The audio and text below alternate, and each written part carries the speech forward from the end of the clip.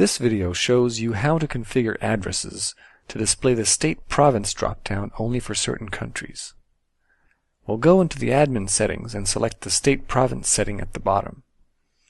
Many countries have states, provinces, prefectures, etc., but don't actually use them when writing addresses.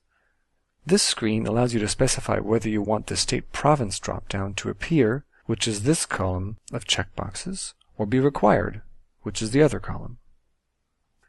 Updating the settings is straightforward. Find the country records you wish to change, check or uncheck the boxes, and hit the Update button.